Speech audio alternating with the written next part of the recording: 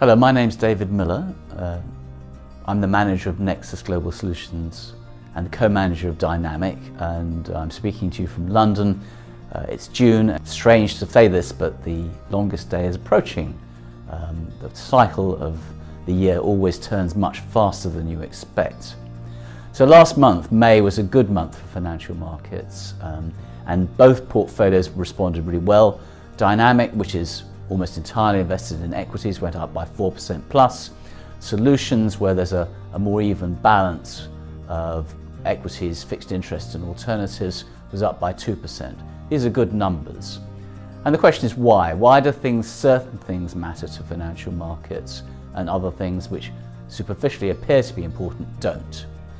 Well, the clear message we are getting at the moment is that what matters to governments and headline writers is different to what matters to investors. So at the moment, from an investment point of view, we have global economic growth, we have plenty of companies making great profits, paying good dividends, and against this background, the cost of money, interest rates, may be going up a little bit in America, but not by much. So money remains cheap, interest rates remain low, inflation is there but not a huge problem. And that gives us the opportunity to invest in these good companies. And what's performing well? It's the companies that are growing. We have a lot of technology companies in the portfolios, AMD, which manufactures chips.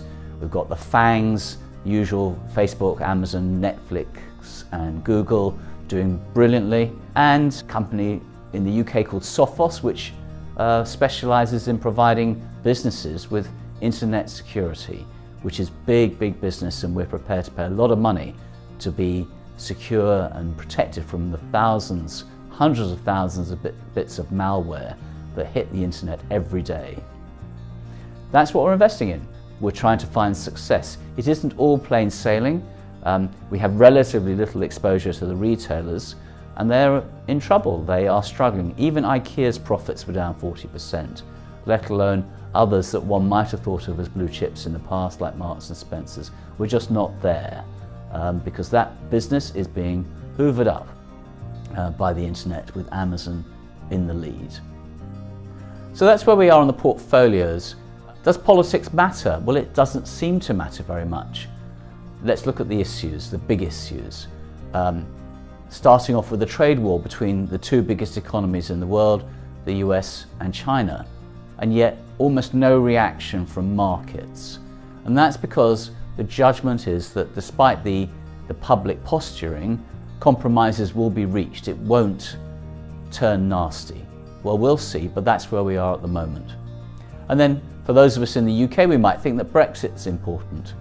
Well, it is, and it isn't. Economically, the UK is still a large economy. We do trade all around the world, and therefore domestic conditions are less important to UK investors than might be apparent or might be thought. But now, when we thought it was all quiet, it was economics, not politics, we found something that we did bother about, and that was Italy. So for about 48 hours last weekend and into this week that I'm reporting on, Italian politics imposed on the rest of us. It seemed possible that a government would appear in Italy, which was anti-EU and was thinking about leaving the euro. Now, Italy is the 9th biggest economy in the world. It's much bigger than Greece at 53rd. It really would have mattered if that had happened. But they do say that where does power lie? Does it lie with governments and presidents? The answer is that yet again we found that it lies with the bond market. The bond market can scare everybody. And when Italian bond yields went up a lot, the cost of the debt that Italy has, and it's a lot of debt, became unaffordable. Quite quickly, the politicians worked out they had to backtrack on all of this, and peace has broken out.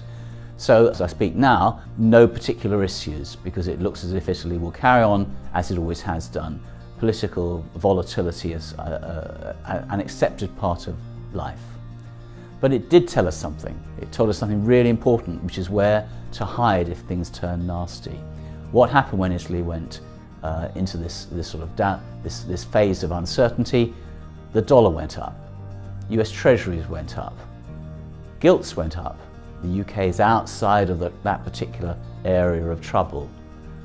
These are very important lessons to be learned. So despite the good economics, politics can still create uncertainty, create risk, and we need to be absolutely aware of all of those risks. And now we have an example of what to do should something blow up again wherever. So that's where we are at the moment, that balance between really good economics and quite a lot of political risk, with the economics bit working and the portfolios responding really well to what is actually happening in business and commerce around the world. So there we are. We're coming up to the end of the first half of the year. It's been an interesting first few months. What I would suggest to you is that this is business as usual for the moment, but we're keeping a very close eye on the numbers. It's absolutely vital that we continue to see that growth in economic activity, and we continue to see and find companies that are benefiting from that. Thank you for your attention.